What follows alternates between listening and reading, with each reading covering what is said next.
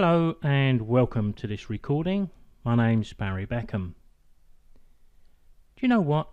I'm fed up with camera club rules. Professor Jordan B. Peterson, a man who seems to talk more common sense than most, recently said, "Rules? More rules? Really? Isn't life complicated enough, restricting enough, without abstract rules that don't take our unique individual situations into account?" And he also said that sometimes it seems the only people willing to give advice in society are those with the least to offer. Surely I can't be the only person who wants to question camera club rules and regulations and ask the very simple question sometimes, why? I've spent my entire lifetime around camera clubs, both in the UK and now in Australia. I've come into contact with hundreds of clubs and club members while giving demonstrations, so I think I've earned enough brownie points to chip in a few ideas here. Now, I'm well aware that some people can get very protective if their status quo is challenged, but get ready because I'm going to challenge them anyway. So if you do find yourself sitting there spitting feathers and calling me nasty names, just stop and ask yourself why. Could it be that I'm hitting a little close to home? Coming back to Professor Jordan Peterson again and his thoughts on human psychology, he says that humans are not happy, technically speaking, unless we see ourselves progressing, and the very idea of progression implies value. Well, I think that's exactly what camera club competitions are designed to do. Give us a route to progress. Now, I think that camera club competitions for some are just an ego trip. It's a way to climb the social ladder, to gain a few influential letters after your name. There you are, I've got the elephant in the room out of the way.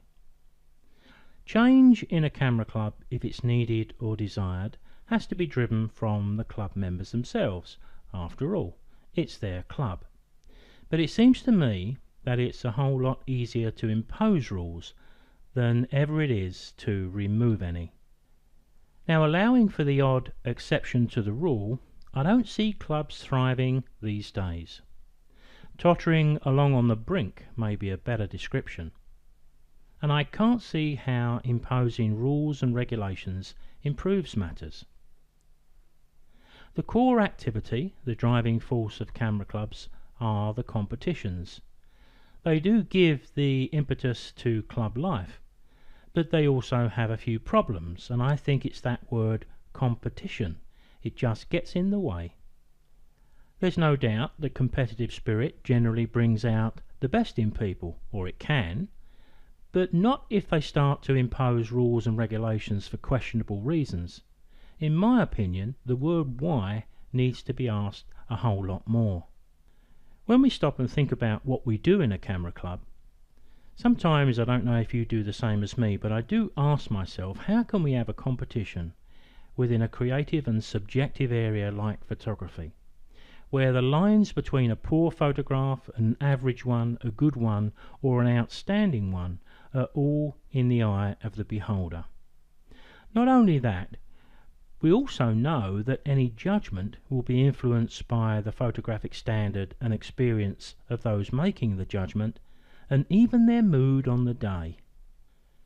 Within all camera clubs, we often see club members a little bit stressed when their obviously great images, and I'm smiling here as I say this, are not judged as being quite as great as they thought.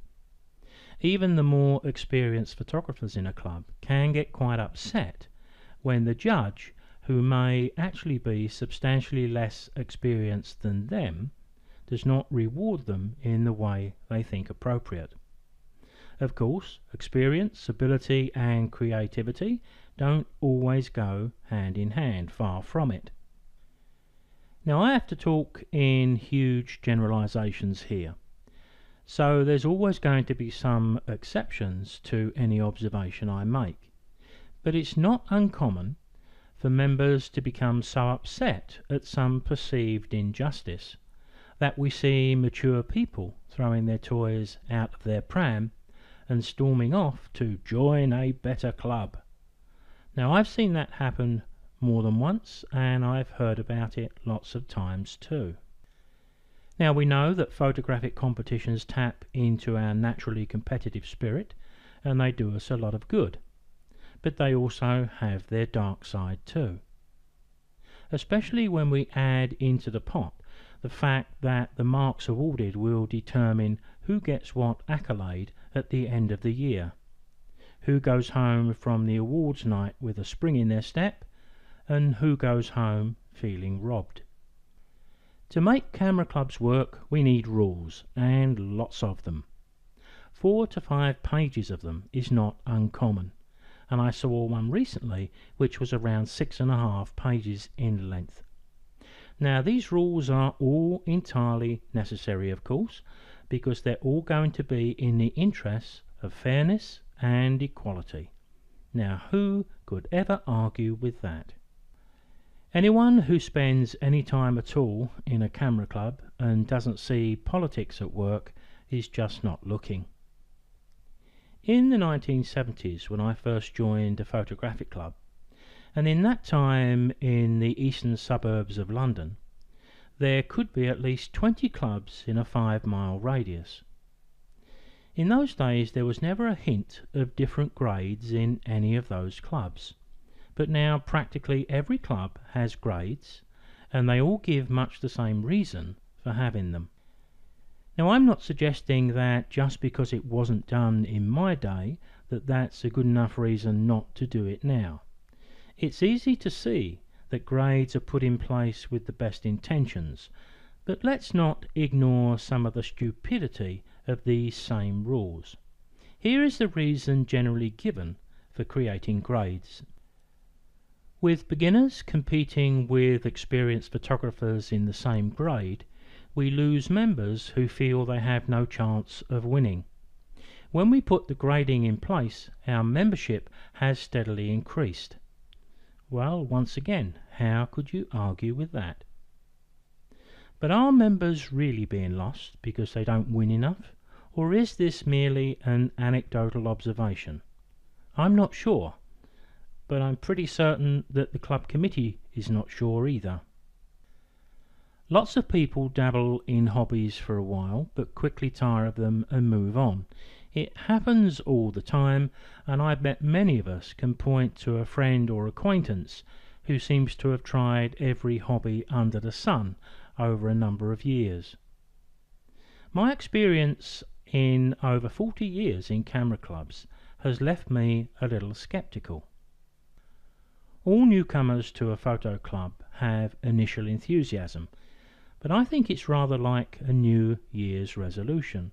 For everyone who hangs in there and becomes a long-term member, there will be quite a few others who lose interest and drift away. I think this will happen no matter what rules and regulations are put in place, and I think it's quite normal and it's something we should expect. Let's look at a typical grading system as an example. Beginners are in the C grade, intermediate B grade, and the advanced A grade. Generally, a club will devise some method where those in the C and B grades can move up the league table as their skill levels improve. But while they're in the lower grades, members are competing with other photographers at the same level as them. That's the theory, and it sounds okay, doesn't it? So the grade system protects the feelings of beginners and encourages entry, and perhaps they do. I don't have enough information to state one way or another, but I don't think club committees do either when they claim their rules are helping. The majority of people have a fine-tuned sense of fair play. In fact, this can hardly be disputed because studies in the animal world has shown this to be true there too. Suppose I wanted to join a photographic club, but I didn't want the bar lowered for me. Let me ask a hypothetical question. I join a club, I am a genuine beginner, but I state that I would rather not be placed in the C grade, and that I'm quite happy to be judged equally alongside all members. Would I be allowed to do that? I'm going to suggest that in the vast majority of cases the answer is going to be no. You have to start off in the lower grades. Well, the obvious question is, why? Who is going to be negatively affected if this was allowed? Of course, people love to win, but not always at any cost, and not when they perceive that win to be a little hollow because the level has been artificially changed for them. Yes, I'm well aware there are other avenues of life where we could make a strong case for grades or levels, but photography?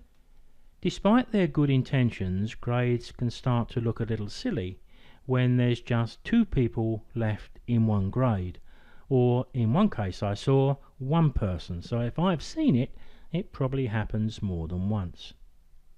How do you compete in a competition where you're the only entrant?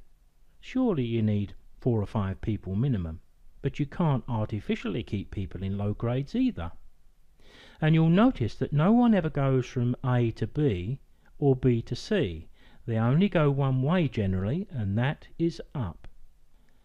When we're out taking pictures, we can all have a bit of luck, can't we? Let's just assume that a C grade photographer just happens to have captured some really good images, far better than they normally capture. And what they want to do this month is to submit their images into the A grade competition. Will they be allowed to? Generally speaking, once again, no is going to be the answer you're given. So if the C grade is there specifically to protect my delicate ego, why can't I say thank you, but I don't want my ego protected for this month, or at all? Now I wonder whose egos are being protected here. I'm not sure it's the C graders at all, but maybe it's the B and the A grades, because they have no incentive whatsoever to let a new member join the club, move up to their grade too quickly, and maybe knock them off their established positions. Are we seeing protectionism here? It's hard to come to any other conclusion. Now I'm going to sound a little grumpy now, but in my day I had to fight for my photographic level, and I had to fight with the top dogs in the club. Now I recall after some time, I can't remember how long, but it was a matter of months, I got a 2nd place in a black and white print competition. It was the first time I'd seen any real success. Now that 2nd place carried enormous weight for me, because I was in competition with all of those people who had far more experience than me. They also had a bag of Nikon photographic equipment that I would give my right arm for. Well, perhaps not all of it, but a bit of it. All I could afford was a second-hand Praktica and a nameless 135mm lens. But that win acted like a rocket booster to my enthusiasm. The 2nd place had real merit, and everyone recognised that, not only me, but everyone else in the club. So if you're looking for an ego boost, something to spur on enthusiasm, there it is. If competitions are there to help raise our photographic standard, does dropping the bar really help? The best photographic work of amateur photographers is of a very high standard. Doesn't that inspire people? Why in camera club circles must we assume that great images of a high standard must always discourage? Do top musicians and sports people in the world discourage? No, they do the opposite. So why is it different in a camera club? All club members with any drive at all should be aiming for that standard. Club competitions are one way that will help, but we don't always appreciate that at the time because it takes time. Disappointment, rules, fairness and equality all get in the way. Whenever I've judged a competition that has grades, the one thing that is often obvious is that the distinction between the grades is nowhere near as marked as people think. It's not uncommon for the better image that evening to come from the lower grades. Moving up the grades can also be stressful. Some clubs only allow one person a year to move up the grades. Why? If 3 people are close in ability and they all manage to get close or at the top of the C grade, why can't they all go up into the B grade? What does it do to the enthusiasm of the person who has to now spend another year in the C grade when somebody else with much the same standard as them goes up to the B grade? Is that encouraging? Here is another beauty of a rule. For me, this would be a deal breaker. I would leave any club that imposed this rule, and I certainly wouldn't join any that had this rule. The rule says something like this: entries into competitions must be photographs taken within the last 2 years. Club rules vary on the time. Sometimes it's 3 years. I've seen as high as 5 years, but that is pretty typical. The reason that's often quoted for this particular rule is as follows. We want members to be current with their photography as far as entries into the monthly club competitions. Now that doesn't sound too bad, does it? Keeping things current and up to date. Who could argue with that? Well, I think I can. The we here in the we want members to be current is the club committee. And already I'm beginning to feel resentment that they, the club committee, feel it's reasonable for them to decide for me, within a creative and subjective hobby, what pictures I can and can't use. When you ask what problem this rule is supposed to address, it's generally something like this. It's designed to stop those members who produced a successful image earlier in the year, the previous year, sometimes years before, from entering the same tried and tested image again and again. For those who are not aware of what we mean when we say tried and tested image, some people will submit an image, and if a judge scores it highly, the member, now knowing the image is a good one, submits it again and again, sometimes even joining other clubs to do so, hence the term tried and tested image. It's not uncommon for members to make a tiny change to an image so they can claim that it's different. Some people have been known to hawk the same few images from club to club over the years, hardly ever producing any new work at all. My own experience of this was back in my film days. Perhaps things have changed just a little bit, but I doubt it, because human nature hasn't changed. In my experience, there are 2 reasons people may do this. One is that the member is just unaware of how annoying and boring this is for other members. When the issue is pointed out to them, they can be quite embarrassed that they've been so thoughtless. For others, though, it's rather sad. They have the desire to be accepted, to be part of the group, and bending the rules is a justified way to do that from their point of view. This practice is hardly in the spirit of club members as a whole. But what is the best way to address it if and when it occurs, because it's not a common thing? Is it best to approach the person causing the problem and point out that there is in fact a problem with what they're doing? Or do we avoid that confrontation by imposing a rule on all members of the club, members who are not guilty of bending the rules in any way? It's a cop-out, really. It's a way of not having to approach that one person who is causing all of the problems and say, what you're doing isn't acceptable to the club and the members. Please will you stop doing it?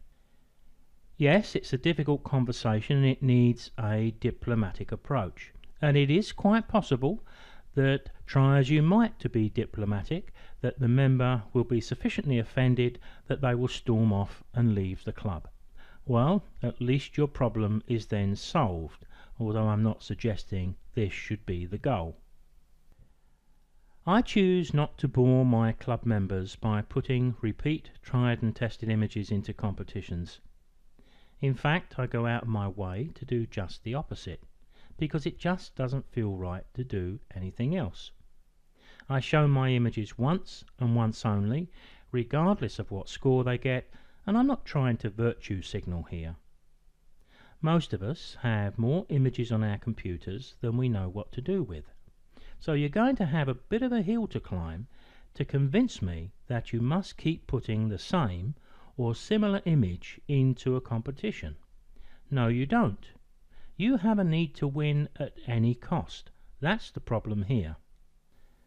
Putting repeat images into competitions doesn't actually help the author. Certainly not from a learning point of view, because they've already heard the judges' comments. It bores some of the other members and infuriates others who do see it as a form of underhand cheating. Of course, you may hear this argument from some, and I've heard it many times myself, that they have the right to carry out the suggestions of one judge and then submit that image to another judge. I would say, no, you don't. Take on board what the judge has said, and if you want to test those comments, do it with another new image. The only defence to use an image twice in 1 year that may be justified is where clubs may have an annual portrait or a landscape trophy competition, where the idea is that it's to choose the best portrait or landscape of the year, and in that case it's usually the highest scoring portraits and landscapes that go forward to the end of the year. But even then, with that type of competition, you could make an argument that says that if you think you have a special landscape or portrait worthy of the end of year special trophy, then hold the image and submit it fresh then. So I feel the committee has no right to tell me I cannot use an image more than 2 years old. It's a sledgehammer of a rule to crack a nut. Like all bad rules or bad laws, it really does what it's designed to do. And when it's used rigidly, it impacts on all of those members who have their own moral sense of fair play and don't do anything wrong at all. This rule also doesn't distinguish between members who knowingly use tried and tested images, which we've been talking about over the past few minutes, to those that have just looked back into their photo archives, seen something in an image that they never saw before, and produce what is really new work. It's still new work, even though they pressed the button 2 years ago. We all shoot heaps of images these days, and I don't recall seeing a sell-by date on mine. Imagine going on one of those special overseas trips driven by your love of photography. The Antarctic, Africa, China. The trip costs a lot of money, and then your club says you can't use any images from that trip after 2 years. Is that a reasonable rule to put in place? Here's another reason why this rule is unfair. Imagine the club member, and this isn't uncommon, who visits a place of interest and due to good fortune and a bit of skill, they capture some great images. Then over the course of the year, they submit a number of these images from that one shoot. Yes, it can be argued that they are slightly different images, and they would be considered current, meaning they would have been shot within the past 2 years, but they're broadly the same image, taken at the same time, of the same subject. So let's ask the question, do they meet the club rules? Yes. Are they in the spirit of what the club rules are trying to do? No, of course not. But those repeat pictures get into the competition, while my image, which is just over 2 years old, never seen before, doesn't.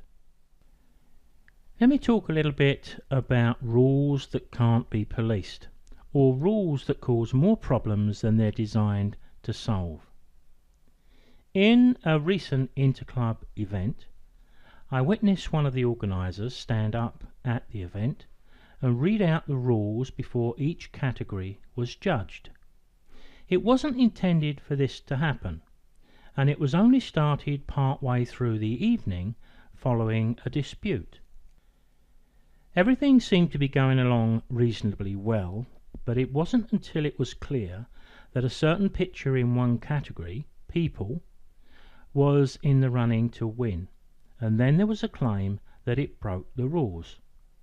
A claim that was rather late in coming, in my view, but it reflects the stupidity of rules that cannot be policed.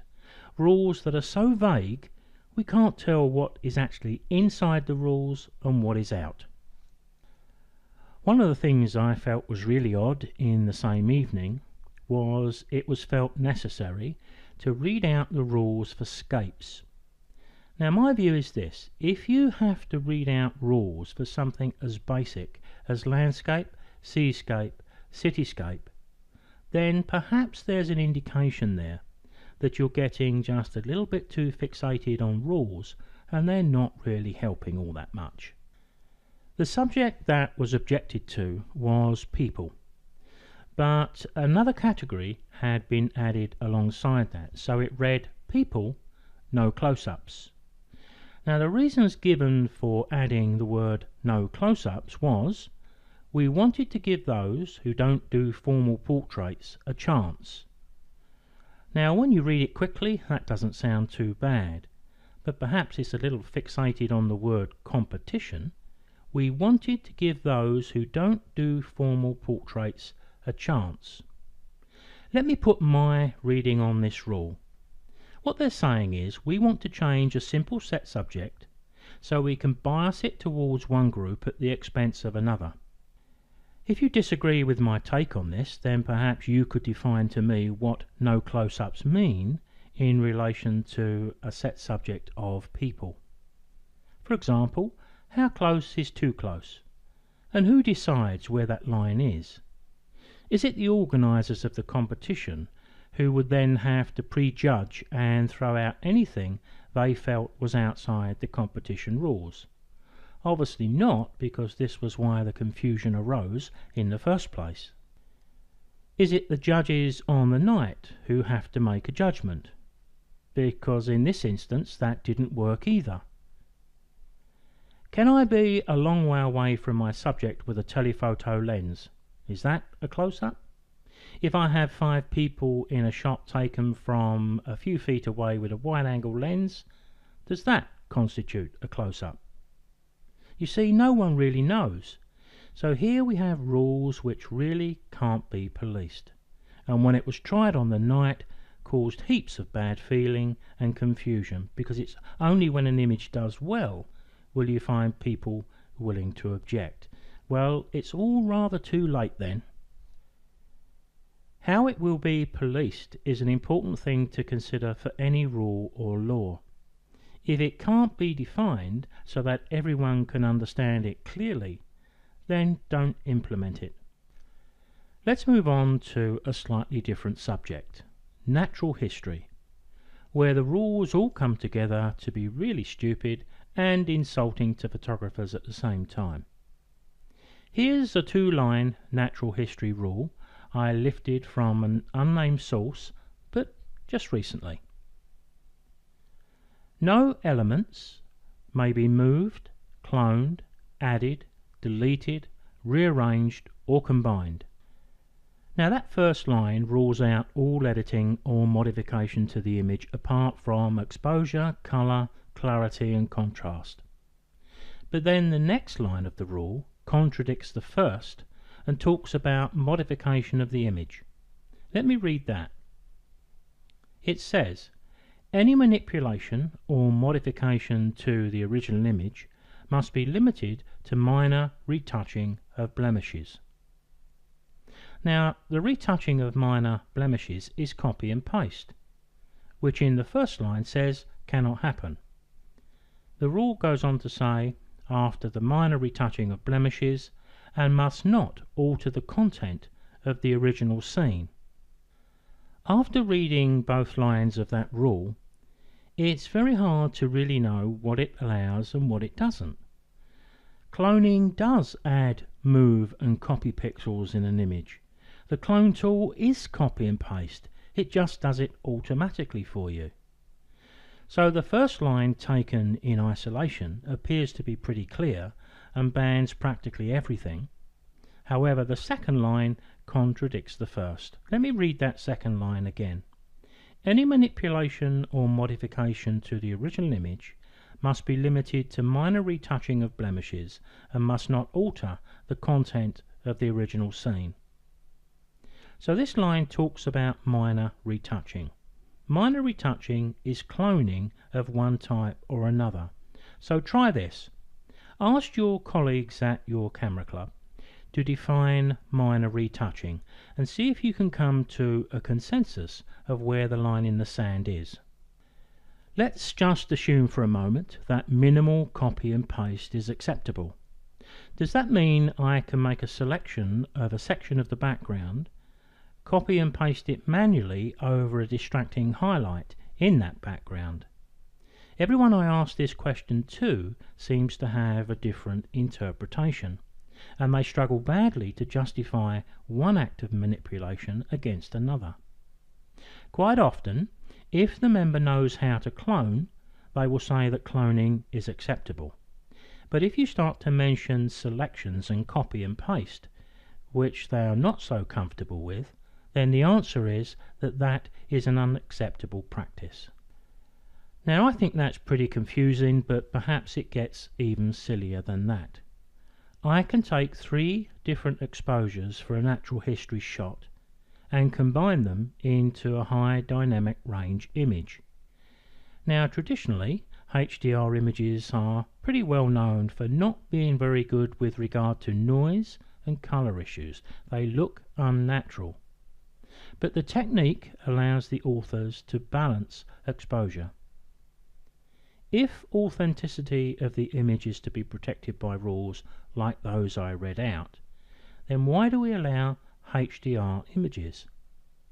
In the wrong hands, they don't produce a natural image at all. Now, having said that, it's getting better now with Photoshop and Lightroom for those working in RAW. The HDR image can be entered and it doesn't breach any natural history rules. If I take those same 3 images, which we can use to make a HDR which blends all 3 and does it automatically, but if I take the same 3 images and copy and paste a part of the sky from one image and I do it manually into another of those 3 images, and I'm doing it for the same reason, to even out exposure, most people say the image now isn't within natural history rules. It certainly falls foul of the first one that I read out. Surely the issue is really about the integrity of the image and or the animal being shown. But the photographer too as well, I would say. And this is why I say these rules are insulting. The rule doesn't seem to have any faith in the integrity or morals of the photographer. If you manage to capture a brilliant shot of a bird sitting on a branch in a tree, but a leaf just broke the edge of the beak of the bird and you clone that away, that should be fully acceptable, but under most current natural history rules it would not. Surely as long as the integrity of the shot has not been compromised and the bird hasn't been removed from one tree to another, cloning and editing of this nature should be fully acceptable. If the image can be made stronger and more appealing without affecting the natural history integrity, isn't that what we all want to see? Clubs now fully embrace digital photography and the modern way we create our images, and what I'm thinking of here is the fact most of us are shooting raw images, and what do they need? They need a fair bit of editing. Could it be that rules like these are actually making people dishonest because they feel unable to admit that they've done any image editing at all, even when anyone with a little experience can often tell they certainly have. It also turns out that those who really need to be hemmed in by rules and regulations are the very same people who just step round them and ignore them. Let me read you something from a worldwide natural history competition that really couldn't get much higher in esteem. The Natural History Museum's Wildlife Photographer of the Year 2010 has been stripped of his £10,000 prize after judges found he was likely to have hired a tame Iberian wolf to stage the image of a species rarely seen in the wild. The judges of the award, which attracted more than 43,000 entries from 94 countries, said they were convinced, and I can't read out the name but it ends in Rodriguez, hired the wolf called Ocean from a Madrid wildlife park, contradicting his claim the image was taken in the wild after months of patient tracking of the dwindling species.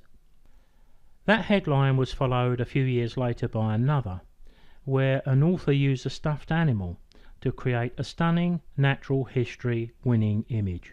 But, of course, he got rumbled. So my point here is that with all the rules we are so desperate to have, they fail at the first hurdle, and I've just read out 2 examples of that. Even if the original image was asked for, it would have not shown up these 2 cheats. Rules designed to prevent just this sort of abuse failed miserably because the photographer had no integrity, and rules are meaningless to people like that. I'm a great fan of black and white images. I always have been from my early days of photography with film and a darkroom. Am I the only one who thinks it's a little odd that black and white is allowed in natural history? If the aim of natural history rules is to maintain authenticity in the animal and its habitat, and rules to do this can be very strict as we've heard, why is black and white images acceptable? How can a few touches of the clone tool to remove a highlight in the background disqualify an image, but black and white conversion does not? Can anyone explain the logic of this to me? I found that audio-visual also has some restrictive rules too. Here's a typical rule. An audio-visual entry must be made with predominantly still images, and video must be kept to a minimum. Now there's no doubt that if you put a lot of video into a basically still image audio-visual, it does change what many people think of as audio-visual. But here we are back to the same argument with the people set subject, which said no close-ups. How do we define what constitutes a minimum amount of video? The word minimum has been used because the organisers don't really know what minimal is themselves. It's a hedge. Does it mean you're allowed 10% of video or 20%? There is a technique that allows me to use a video running continually as a background, which enables me to present images for an entire still image slideshow. Would that be minimal video? The time to decide is not when you're in a darkened room and the judges are about to announce the winner. It's not until then when you'll find that one competitor decides that another competitor has broken what they believe to be the minimum video rule, and they will object. I'm sure most people can see where this goes. Nowhere good. Well, what is minimal video? I don't think anybody really knows. The rule's far too vague, and to be effective, the organisers need to be far more specific, perhaps with the exact percentage of video that could be used. But of course, that's a little bit crazy too. When you tie down a creative process so specifically with percentages of time you can have video and when you can and can't, you're impinging on the freedoms and creativity of the author.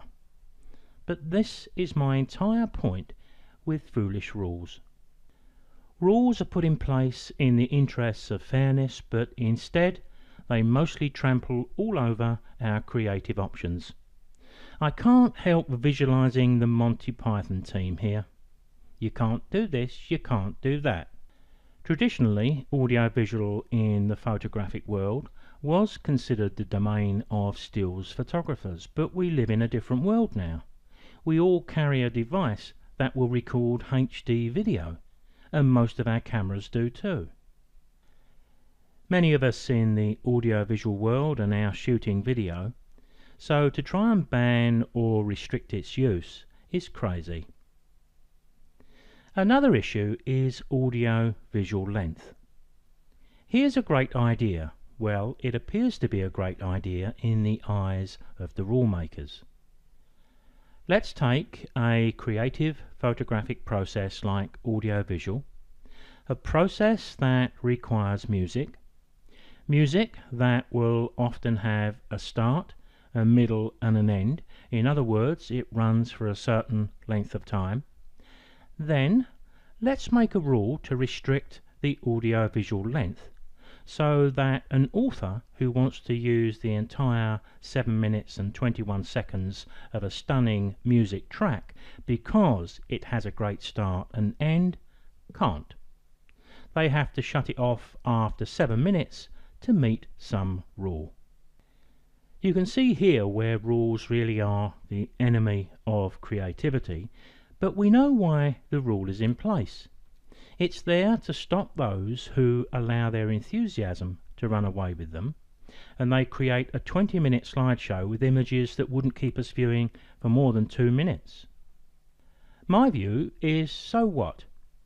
If I'm judging a slideshow of 20 minutes in length and it's not very good after 2 or 3, then I think I've got all of the information I need. I can hit the escape key and make my judgment. Now that's okay for remote judging, of course, but if all of this is being judged live at a screening event, the organisers do risk boring everyone to death, but is that a valid reason to make these rules? Let's hit everyone for what one person may do. What these rules do is prevent anyone who creates a stunning piece of work but longer than 7 minutes from entering. So we don't get to see it and we don't get to be inspired by it. If a 15-minute sequence is done right, it's not an issue at all, because it seems like you're watching for about 5 minutes because it has interest. In fact, it's far less tedious than a 7-minute sequence where image quality and storyline is, well, let's just say, sadly lacking. Sometimes I think we're a little bit like King Canute, trying to hold back the tide of progress. I'm sure it's not beyond our ingenuity to find ways to address these issues rather than applying more rules. The photographic establishment, and that means you and me, must move away from our enthusiasm to ban or restrict anything new. We live in a fast-moving world. Let's embrace it, not fight it. Change is gonna come, even if you do stamp your feet and throw your toys out of the pram. Now, just recently I saw another set subject competition announced. The set subject was looking down, and I felt that this was quite a good subject until I saw what was written afterwards in the rules. And I can just visualize here a group of people sitting around a table drawing up the rules for this competition. Now I could very well be adding 2 and 2 here and coming up with 20, but this is how it seems to me. We have this set subject which is called looking down, and then someone says, well, what about those who've got a drone? They're going to have an unfair advantage over those that don't. No problem, we'll ban drones. Then the next person around the table says, well, what about those that have got access to an aircraft? Well, we can't have them and no drones, so let's ban aircraft as well. And then someone pipes up, a hot air balloon? Yes, ban that too. See the stupidity of this. So no aerial or drone shots are allowed. The photographer must not be in or supported by a parachute, hot air balloon, plane, or object not touching the ground. Generally speaking, we humans are creatures of habit, and we don't like change very much. We all say we do, but we don't really. And we're all as bad as one another at times, and we have to be dragged kicking and screaming into any change. I wonder why camera clubs couldn't draw up a charter. Maybe the club committee could actually do the draft, but then the entire club would comment and ratify the whole thing. What I'd like to do is to read a few potential things that we may see in that charter. 1. Members have agreed that there will be a digital pre-judged competition each month where up to 4 images can be entered. 2.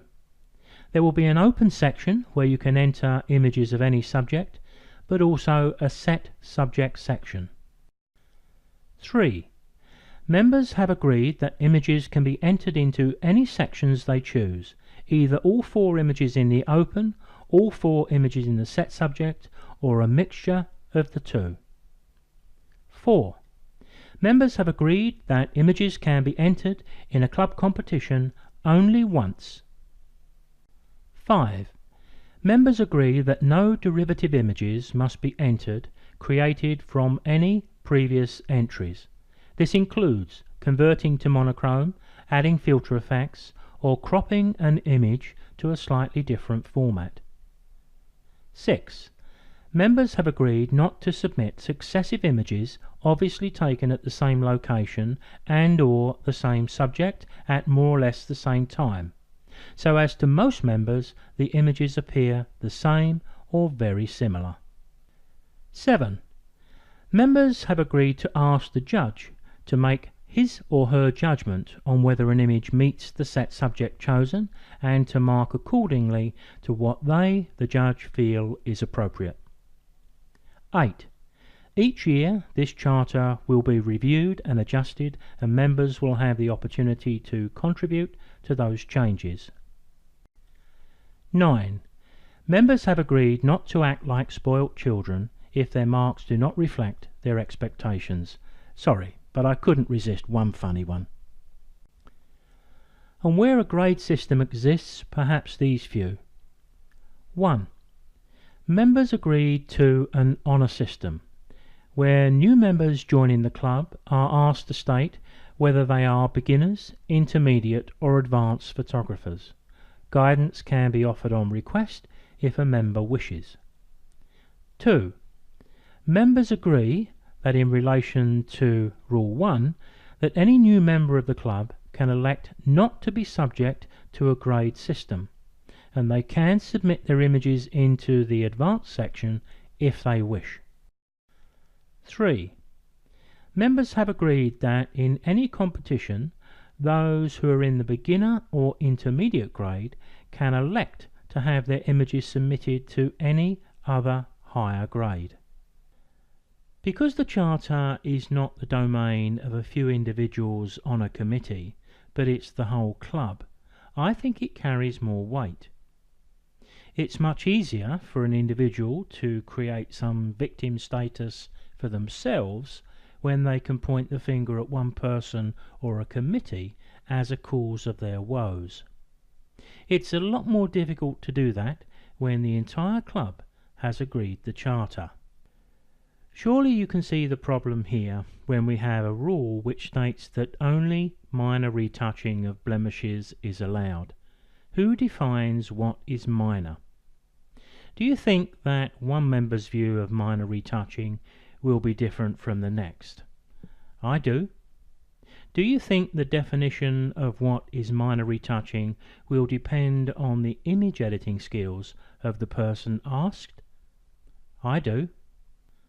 What is considered minor retouching to an experienced image editor is often considered massive retouching in the eyes of the beginner. Do you think this changes with committees and judges? No, neither do I.